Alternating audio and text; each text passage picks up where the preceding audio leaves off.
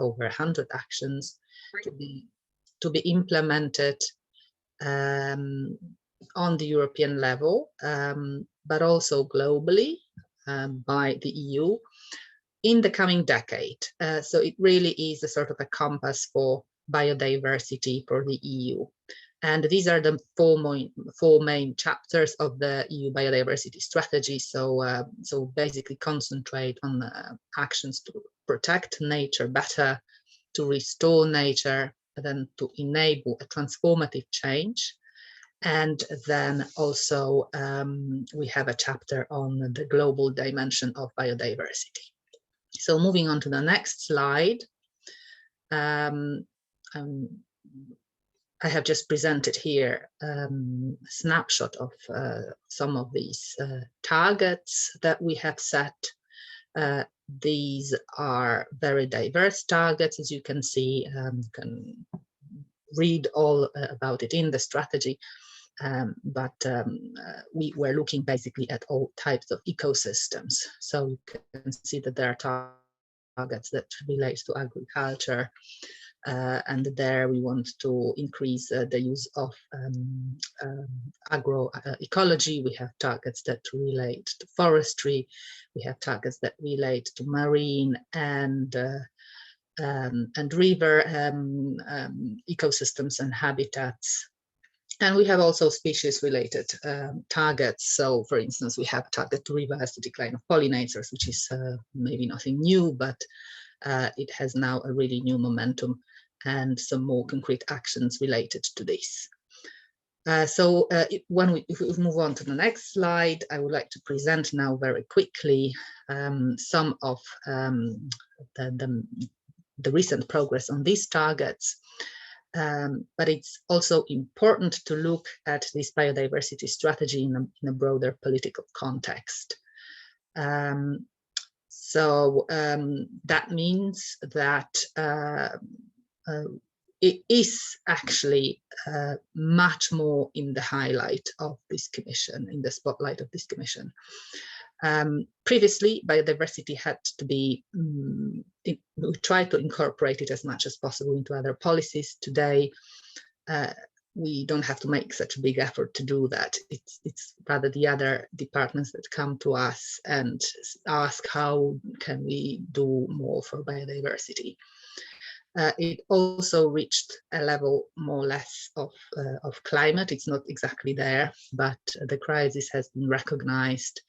The dramatic decline of biodiversity has become known to the public much better than it used to be, and it's much easier in a political sense and also in a policy-making sense to do new things. A very strong political clear.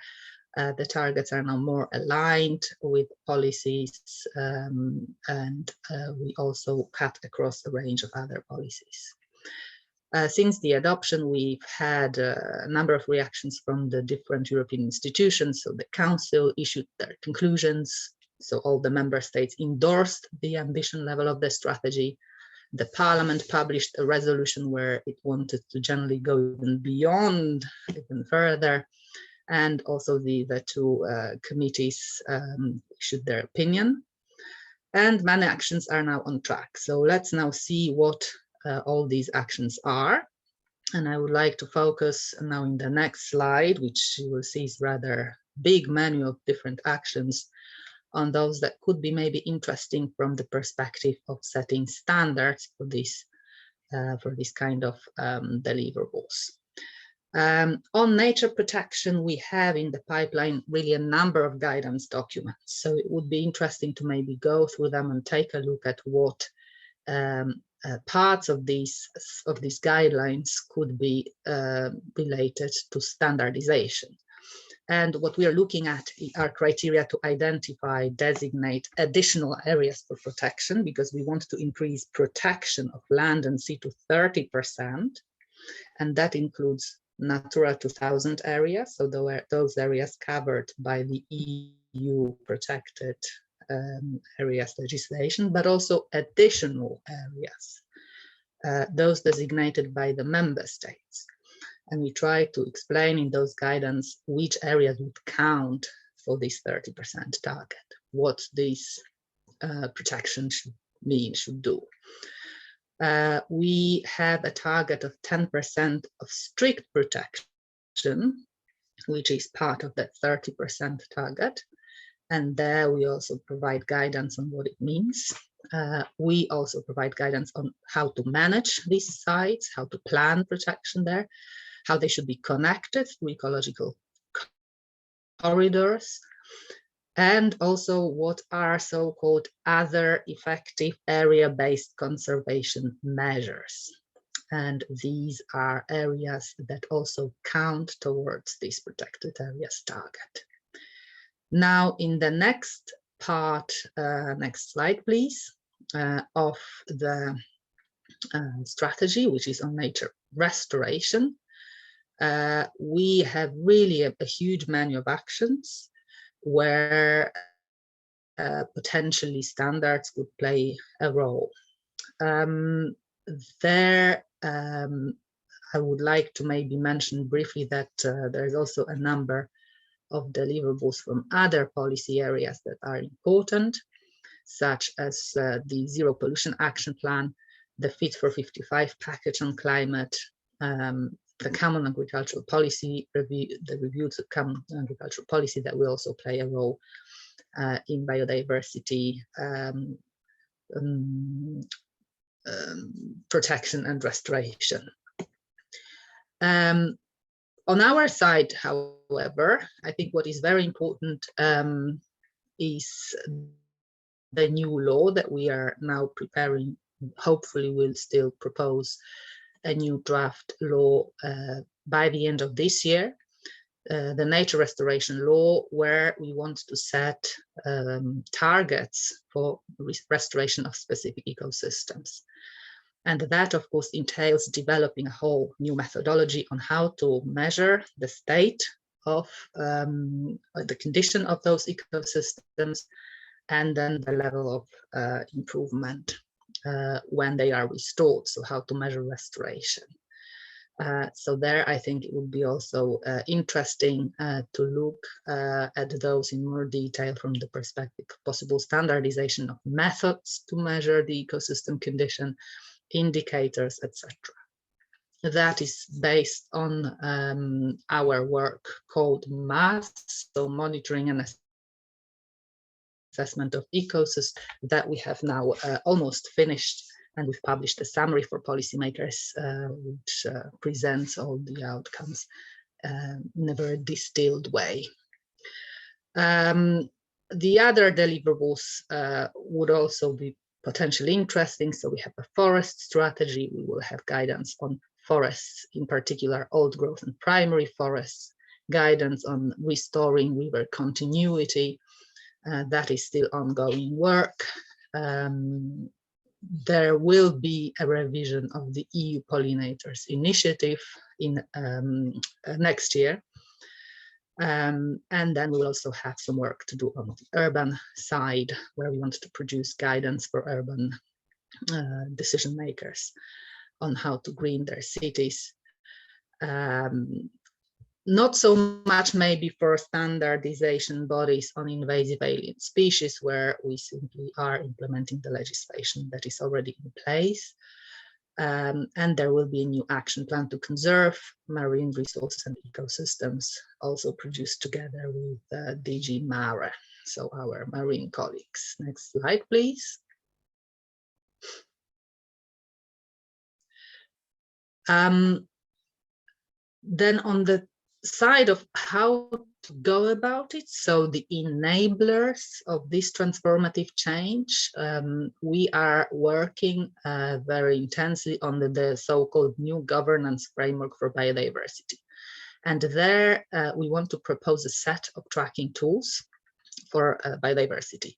On the one hand, and I will present it in a minute, we will have a so-called actions tracker, so basically a simple system to see whether we have delivered on all these actions proposed in the biodiversity strategy. But on the other hand, we really want to look on the ground and check whether biodiversity reacts to these actions. And that is more interesting and more important because it actually shows whether these things work or not.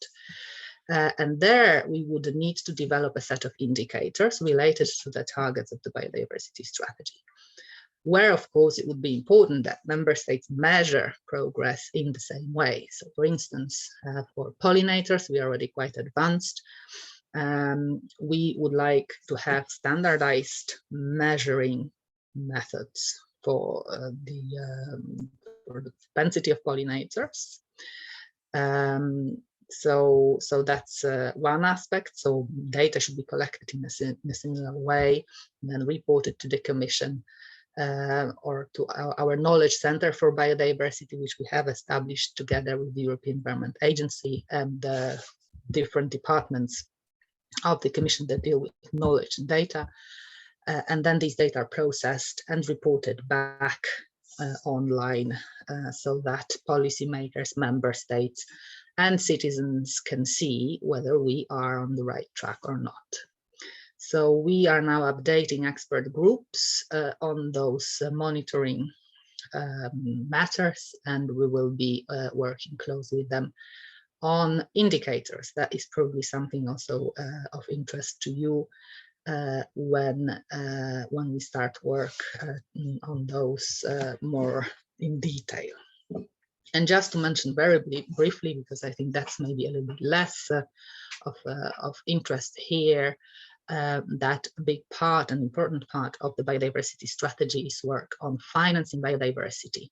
And that includes both financing from the EU funds, where we have a target to increase biodiversity funding from the EU budget by 2024. We also work more intensely with business, where we want to streamline biodiversity into business practices and make it part of business accounting. And we work on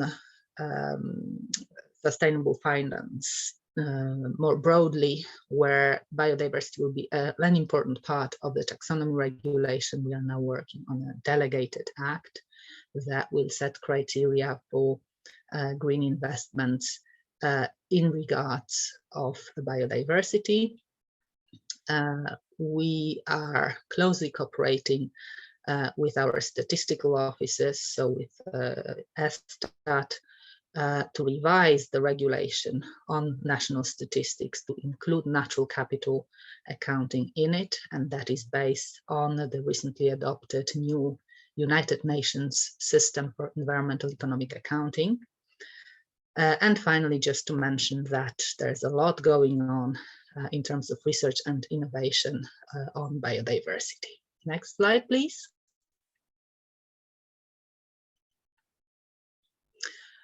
Finally, at the global level, I think the discussions mirror a little bit what we are doing in the EU. So there will also be new indicators, new ways of measuring the state of biodiversity and reporting on it, at least we hope there will be. And there will also be new international targets. So it might be that once the new global biodiversity framework is adopted, we will have to adapt a little bit our targets, our strategies, and our reporting in the EU to make it more in line with the global biodiversity agenda. But that is to be seen, because the negotiations of the United Nations biodiversity framework are now going on. They are delayed. We should have had a deal already, but because of COVID, the so-called COP, Conference of the Parties to the Convention on Biological Diversity, had to be postponed. So it will start very shortly on the 10th of October. It will be a virtual opening, high-level event, which you can follow online, I believe. And then there will be a physical meeting in China. We hope at least that it will take place physically. between 25th of May and 8th of April. There's a lot of preparatory work in various bodies going on, and a really high political mobilization at the highest level of political leaders on that. From the standardization point of view, I think it is a bit early to talk about the needs for this global agenda, but there definitely will be once the targets are agreed, and once the new monitoring system for reaching those targets is agreed. All this ideally should be done in a comparable way on the global level. So I think that's also something very interesting to explore from the perspective of standardization. And the last slide, please. Need to go to change. Which presents a little screenshot from our actions tracker on the left, which shows that from over 100 actions, we have now completed 14. 81 are ongoing, and a lot will be finalized by the end of this year, and there are still 13 actions planned. And on the right-hand side, you have a screenshot of one of the indicators. That's an indicator on organic farming. We have a target to increase the area under organic farming, the agricultural land under organic farming in the EU to at least 25% by 2030. So this indicator shows where we are. We are at 9.39% today. And we also can see per member state how different EU countries are doing in terms of organic farming. What is important to remember is that this is an EU target, so it's not that every single member state has to reach 25%, but overall a common effort should be to reach that target by 2030. So we will see how we progress, and then make a progress review mid-term in the implementation of the strategy.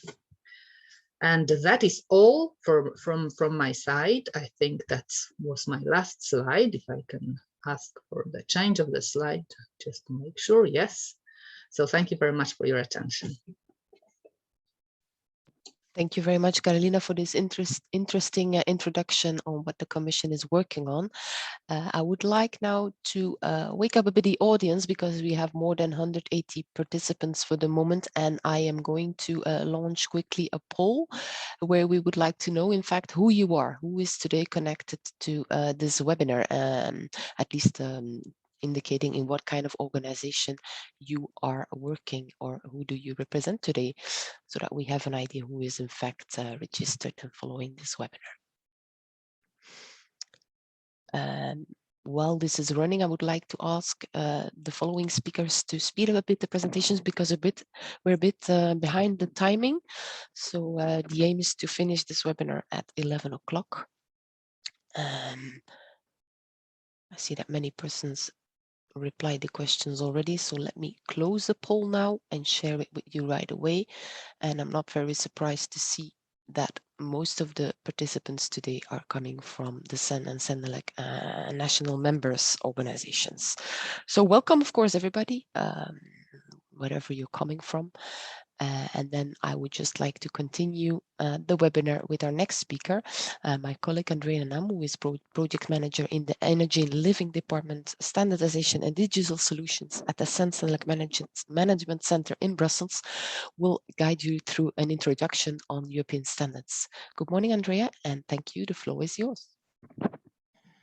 Good morning, everybody.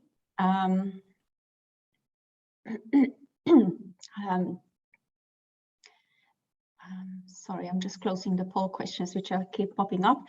Since we saw from the registration and now from the poll that there are still some participants who don't know much about standards, I will very briefly present what standards are and the standards organizations are. So in Europe, we have 3 standardization organizations recognized by EU law. SEN, the European Committee for Standardization, developing general standards, SENELEC, the European Committee for Electrotechnical Standardization, delivering electrotechnical standards, and the ETSI, the European Telecommunication Standards Institute. Next slide, please. Next slide, please. The network of SEN-SENELEC connects more than 200,000 experts. Please click, thank you. How this can be done? Because we have 34 national members, and we also group European organizations, associations, and federations of businesses, consumers, environment and societal organizations, and so on. And also institutions and governmental bodies, including the European Commission, the European Free Trade Association, and the national standard bodies in countries that are cooperating with the European Union. All these are our affiliates. And we have also close international cooperation with the international standard organizations and the countries outside the EU and EFTA. Next slide, please. Standardization happens at different levels. The aim is to have identical standards in Europe and worldwide. So first are happening at national level. Our national members are developing their national standards. At European level, we develop European standards. At international level, obviously, the international standards. So the primacy of international standard rules. Why do we consider that they have a primacy? Because we don't want to duplicate efforts. So our objective is that European standard becomes international. And if an initiative is already started at international level, we prefer to contribute instead of starting the same work at European level. I will elaborate a bit this further in my following slides, but first, next slide, please. I would like to explain to you what a standard is, for those who may not know. So a standard is a technical document designed to be used as a rule, guideline, or definition. You can see the front page, which I copied on the right side of my slide of a standard. So it's produced by all interested parties in a transparent, open, and consensus-based process. Our rules on how this is done is publicly available on the internet. And it's intended for a common and repeated use, and it's voluntary in use, so it's not legislation. However, it's approved by the recognized body, SEN-SENELEC, and possible to underpin legislation, or very often standards support legislation. However, they are not legislation, but they are recognized by businesses and regulators. Next slide. So what is interesting in the case of European standards, that this is a so-called harmonization effect, which means that when one European standard is adopted, all conflicting standards in the national members have to be withdrawn. So we'll have 33 identical national standards and no conflicting national standards, which is excellent because this gives access to a market of 600 million consumers, so the EU market. Next slide, please. Please click it through. I forgot that there's an animation. So this is again the international dimension, which I want very briefly to explain to you. So as I said, our objective is that the standards, click a bit more, please. So all the arrows pop up. That all European standards become international as much as possible. Obviously, our national members' standards can become also directly international standards. So to set a good basis for this international cooperation, we have specific agreements. The International Standards Organization, ISO, the Vienna Agreement, the International Electrotechnical Commission, the Frankfurt Agreement, which are really basically setting the rules of our good communication and daily practices. So again, the principal aim is to have identical standards at international level and in Europe. So just to explain, already at SEN, 34% of the portfolio of SEN is identical to ISO, and in SENELEC this is much higher. 73% of the portfolio is identical to IEC, and plus another 6% is based on IEC standards. So we have a highly international dimension here, which means this gives us Europeans access to the global market, which is much bigger than the European market. Next slide. So standards help communication. So European standards as I said, apply across Europe. But if they become international standards, they apply worldwide. So then we have the same understanding of the approaches globally, meaning that we have the same indicators, we have the same guidance, we have the same principles, we have the same framework. So everybody understands the same thing in the same way. And this way we could see the light at the end of the tunnel for the saving of the biodiversity. Next slide, please. Why is biodiversity important for the standardization community? Because it's recognized that the human health and well-being and the health of the planet are closely linked. Why? Just to give you some examples. Biodiversity provides vital ecosystem functions like soil fertilization, nutrient recycling, pest regulation, erosion control, pollinators. Ecosystems weakened by the loss of biodiversity are less likely to deliver those services. Biodiversity helps also humans to stay healthy. So it provides access to food, traditional medicine, disease regulation. So if human activities are turning native biodiversity, such disturbances reduce the abundance of some organisms, and this causes population growth in others, and it modifies interaction among organisms, which can lead to diseases, which is very dangerous to us. And nature can also deliver at least 30% of the emission reductions, which is crucial for us. Plants can retain carbon dioxide, and over half of the world's GDP is moderately or highly dependent on biological resources. Look at the construction sector, look at the agricultural sector, and so on. So how do we see the role of regulators and the role of the standards here in protecting biodiversity? We think regulators and authorities should elaborate legal requirements and incentives to halt biodiversity loss. And it's so great to hear when Karina explained, all details and all the efforts the European Commission is doing to improve the biodiversity loss, to halt biodiversity loss, and they count on standards in this work. So how do we see the role of standards in this work? The standards should provide a reliable tool for connecting and guiding the efforts to protect biodiversity in Europe and also globally. Next slide, please. Sorry. So standards could be the formula of success. How do I mean that? Europe wants to lead by example, and the world and Europe would like the world to follow this example. And as a result of that, the biodiversity crisis could improve worldwide. Standards are a good way to communicate the European efforts.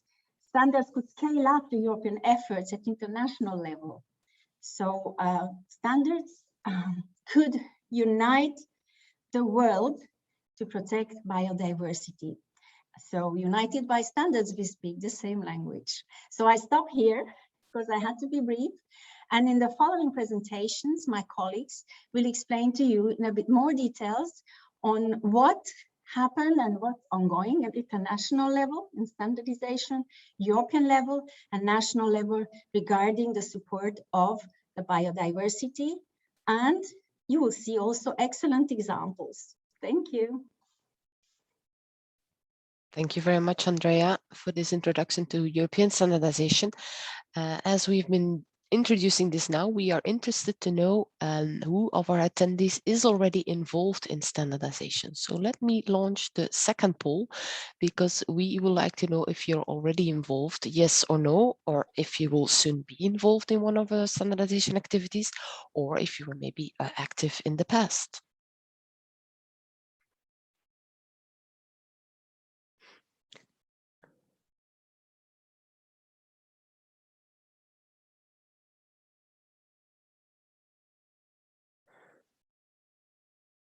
Okay, let me close the poll and share it right away with you, because I think we have some good news that most of the persons connected are already involved in standardization.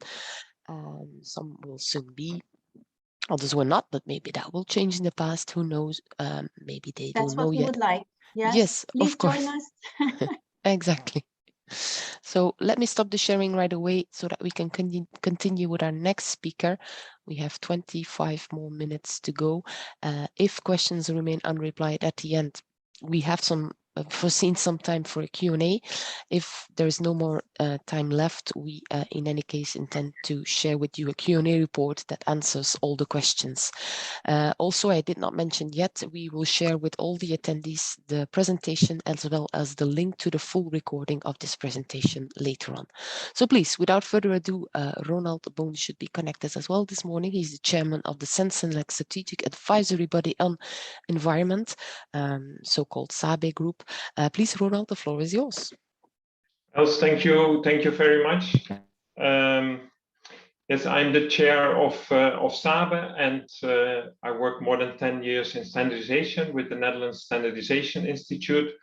And I would like to start with a confession. I was never expecting 10 years ago that I would be working on biodiversity within standardization. But I think the last year, that insight has changed drastically, and we have the previous speakers have already shared some ideas, and I would like to share you my ideas about how standardization and biodiversity are linked together. And I think maybe it's good to express a little bit on numbers. I love the nature, but I also love numbers. And there is really a good business case for biodiversity. It's also stated in the EU strategy on biodiversity that half global GDP depends on nature services. And the main sectors depending are construction, agriculture, and food and drink. And the benefit cost ratio is extremely positive. If we invest €1 in biodiversity measures, we get a benefit of 100. Next slide, please. And there are 5 main drivers for the crisis in which we are now. That is change in land and sea use, over-exploitation, climate change, pollution, and invasive alien species. And I think the people active in standardization, which from the poll I understand is 75%, I think see links to those drivers and standardization activities that have been carried out. We are very active on standardization if it comes to pollution, if it comes to land use, if it comes to climate change. But even invasive alien species, we are active in standardization. So the next slide, please. If we do not undertake action, world loss is estimated between 9 and 29 trillion. Trillion is a number we do not use so often, but to give an idea how much that is, I have included an image of $100 banknotes counting up to 15 trillion. So if it is 29 trillion, the building would be twice the size, more or less.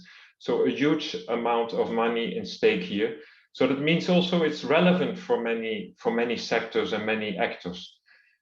Main biodiversity losses, I think, have been mentioned already by the predecessors, is reduced crop yields and fish catches, increased economic losses from flooding and other disasters, and loss of potential new sources of medicine. If we can go to the next slide. It is tentative to create an overview. I have only 8 minutes, and Sylvain also has an important message. So I focus a little bit on examples. Examples we are talking about with the European Commission, but also 2 examples of standards we have made that are linked to biodiversity. So I want to make you aware that this is not exhaustive. So with the European Commission at SABE, we are in communication about the link between how standardization can support the biodiversity strategy. And Carolina already mentioned this report on mapping and assessment of ecosystems and their services. And here we see a matrix of all the elements that are included in the biodiversity indicators. So if we focus on just 2 elements of this, to the next slide, please. So the first element is related to urban ecosystems, pollution and nutrient enrichment. And we see this relates to emissions of nitrogen dioxide and particulate matter. And those are elements we have prepared standards a long time ago, and they are in place. So they could directly link to the measurements of those biodiversity indicators. If we go to the next slide. Environmental quality is also a field of standardization where we have a long track record. I think on national levels, European level, also international level. And one of the indicators mentioned here is nutrients and biological oxygen demands, where also standards have been elaborated for measurements. So these are just two examples from the full over matrix of one of the actions related to the biodiversity strategy, where we can easily identify already standards in place. But there might also be indicators where new standards are needed. And I think that's interesting to explore. Do not forget what we have already, but also see which new standards might be needed to support the biodiversity strategy. The next slide, please. So I think these are the elements of the EU Nature Restoration Plan. And I think here, if you look to the actions, you see also that standards are in most of them already existing. If we relate it to reducing pollution, freshwater ecosystems, but also energy generation, which refers, for example, to the installation of solar panels and the nature around it, but also to biomass.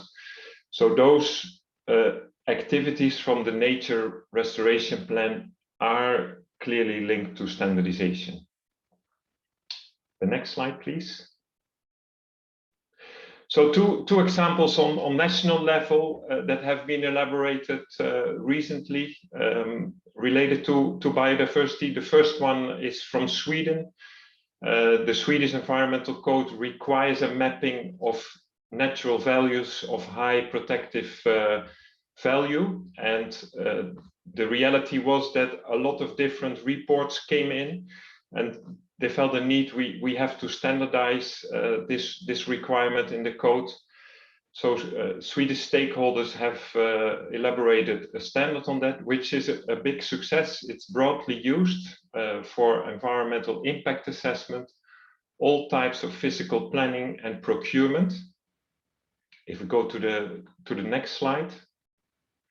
So, and the main stakeholders here involved are biologists and ecologists, the Swedish Environmental Protection Agency, Swedish Transport Administration, and authorities such as municipalities and county administrative board. And from Sweden, they have the ambition to bring this in on the international level. I think Sylvain can say more about this, about how this process will look like, because they believe this is a good standard to be uptaken on the international level. And I already saw some elements from the presentation from Carolina where this could fit in. The next slide, please. The Swedish standard, unfortunately, isn't translated yet into English, but there are ambitions to make a translation. And then everybody can use the standard already, of course, on national level. The second one is from the Netherlands. It's more a product-related standard. We have 4,000 in the Netherlands. We have a lot of water, and we have to really manage it well. We have 4,000 installations in our country that are related to one of those three pictures. On the picture on the right top, you see the Archimedean screw. It's an invention from the Egyptians, and Archimedes described it many years ago, but it's still subject to innovation because the fishes in the water, when they want to pass the Archimedean screw, they are subject to injuries. And that's something that is not at all nice for the fish, but also not for the biodiversity ambitions that we have. So in order to make improvements in those installations, we are already working 10 years, but there was a need for a unified measuring model. How do we measure if the equipment improved equipment we have gives the wanted results. And for that, we have developed a national standard, which is used by regulators, and the regulators can define themselves which level of safety they want to reach in their water rivers. So the standard is translated in English and German and came out this year, but already has applications in the Netherlands, Germany, Belgium, Italy, and the UK. And if we look to the EU biodiversity strategy, it links obviously to one of the ambitions from the EU strategy, which says that at least 25,000 kilometers of river will be restored into free-flowing rivers by 2030. And one of the measures proposed is this can be done by removing or adjusting barriers that prevent the passage of migrating fish. So we have the ambition to bring this standard on the European level and to transfer it into a European standard. So these were just two examples of standards that are linked to biodiversity. Maybe you have many more, and that's why I have a call for action. If you go to the next slide. So I think my main message is get biodiversity into your standardization. And I believe it's relevant for many of the technical committees that are working and are existing already. But on the other side, get standardization into biodiversity. Unfortunately, there are not very many policymakers in this webinar, so I think we have to go into discussion with policymakers to see which roles standardization can make to support biodiversity. And it's also a call to action. If you want to contribute to the biodiversity connection with standardization, contact your national standardization body if you are not a national standardization body already. But the ones that for all of us, share your ideas, identify reference documents. You can also become a European standardization expert or convener. And from SABE, we want to set up a team to start discussing with the European Commission more thorough how we can support the EU strategy with standardization. And for that team, we have still vacancies. So if you are interested, please let us know. Thank you very much. Thank you very much, Ronald, for this interesting overview and the examples given. A few questions are still pending in, well, not many, in fact, in the Q&A panel, but most of them have been replied already, so that's good news. I would like to open the floor right away for our last speaker, who's probably sitting at the edge of his chair. Please, Sylvain Boucheron is here as chairman of ISO TC 331, working on biodiversity. So please, Sylvain, the floor is yours. Thank you very much for the invitation. So I'm going to talk about the ISO TC 331 on biodiversity we've just launched. So as it was presented just before, biodiversity erosion is a global topic that covers multiple and complex realities. And it is necessary to develop common and shared frameworks, tools, or standards. So next slide, please. So the conservation, restoration, and sustainable use of biodiversity have become global issues at once ethical, environmental, health, and economic, and provide opportunities from the emergence of new sectors.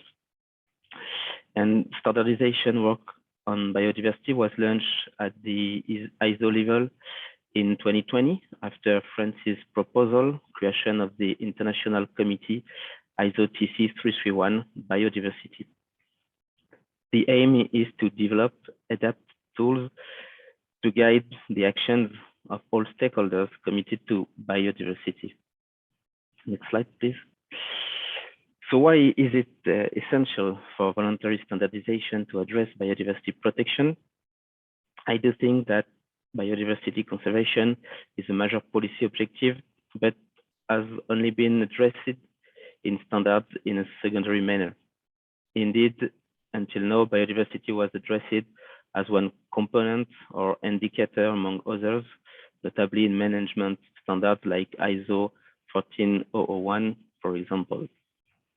And voluntary standards in the field of biodiversity will help to give concrete priorities, for example, identify, map, and measure pressures on biodiversity in order to stop them, restore specific ecosystems like wetlands, preserve species, or guide organization. And we urgently need the means to act for biodiversity. Next slide, please. Today, 54 countries take part to the standardization work of ISO TC 331 biodiversity, belonging to the 5 continents, as you can see on the map.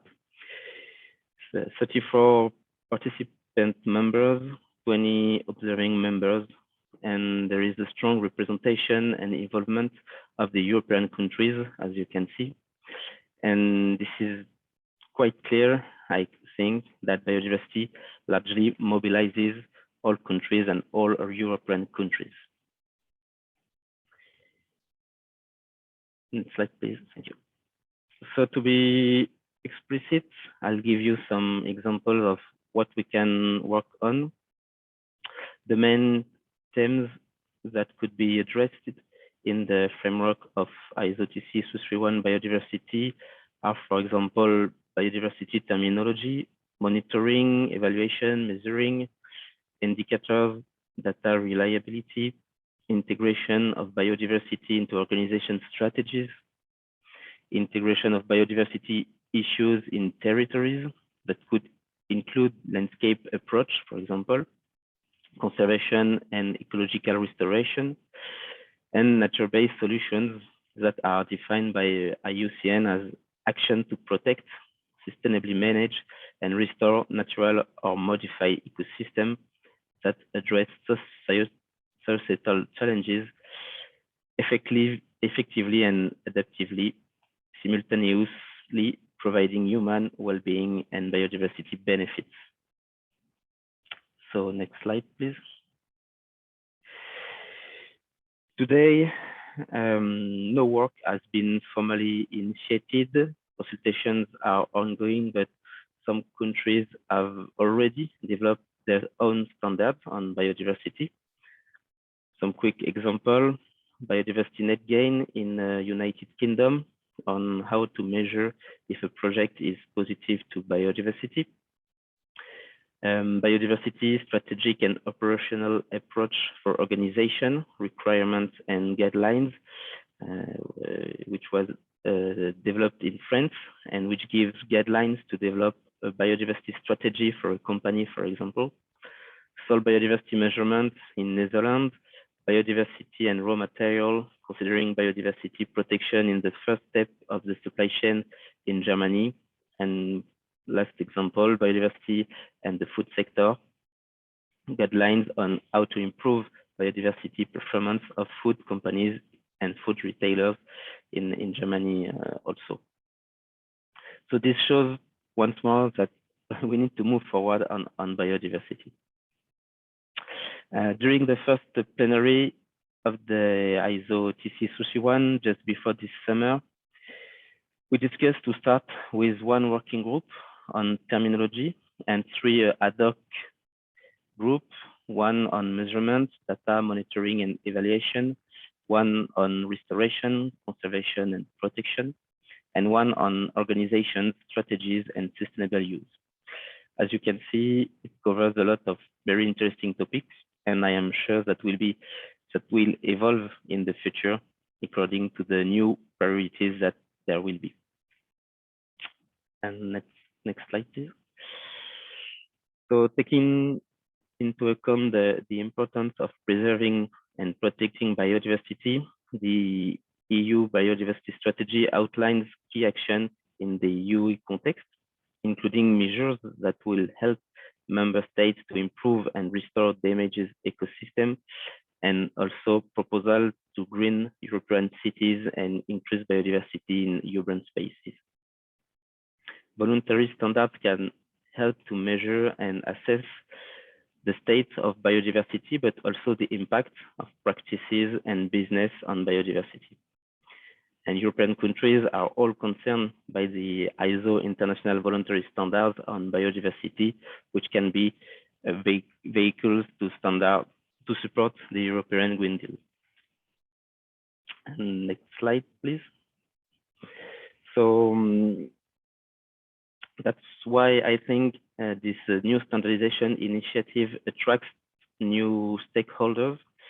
A partnership has been established with the IUCN. Links have begun to be forged with, for example, the PEFC, the SER, and the CBD. And contact will be made with the FAO and the Ramsar Convention. There's different stakeholders complement the ministries and organizations, both public and private, NGOs and consumer representatives was part of our work. And maybe to conclude, I will be very happy to see you join these initiatives and our work that began. And thank you very much for the attention, for your attention, and you can go to the next slide. Yes, just contact if you want to keep in touch and join our work. Thank you very much. Thanks a lot, Sylvain. I see there are a few questions addressed to you in the Q&A panel, so I don't know if you prefer to reply them right away or just enter a question, reply in a written format, so please go ahead. If not, I think we can go and continue with the last slides. We have a few key learning points for you that overview a bit what is the most important stuff to remember after closing down this webinar. Andrea, please. Yes, you heard a lot of information now about policies, initiatives, standards at international, national, European level.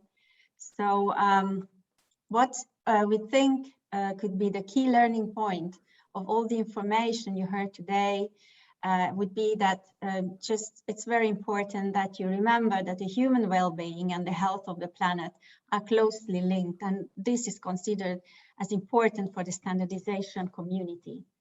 And the role of standards is to protect, to provide reliable tools for connecting and guiding the efforts to protect biodiversity in Europe and also globally. And standardization, both national and also international standardization, is there to support policies, also to support the European Green Deal, the European Biodiversity Strategy, the SDGs, also the international conventions, and so on. So this is also a call for action, and would like to encourage you to get involved. If you are getting involved, just be more active, and feel free to contact us for more details. Thank you. Thank you very much, Andrea. If you can go to the last slide, I think there is one more slide with your contact details. So as Andrea mentioned, feel free to get in touch via email. And then I think there is one more slide to go. Yes, that is, of course, a reminder for the persons, the attendees, to enter their questions in the Q&A panel, but most of the questions have been replied. Should you have additional questions after this webinar, we will share with you the presentation via email. It will also be uploaded on our website, the website of Sensenelec. There you have the contact details to get in touch with the different speakers. So I'd like to thank all the speakers for their presence today, for presenting what the interesting information they had to present. I think it went very fine, very fluent. Thank you very much also to all the attendees that joined today and for all those who addressed some interesting questions. One more slide to just invite you for our upcoming webinars.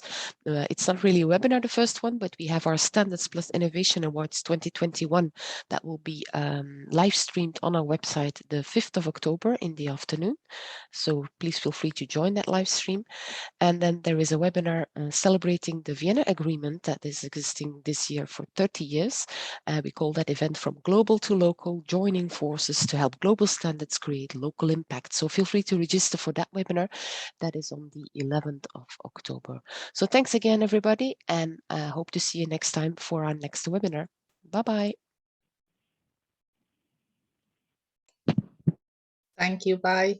Thank you. Goodbye.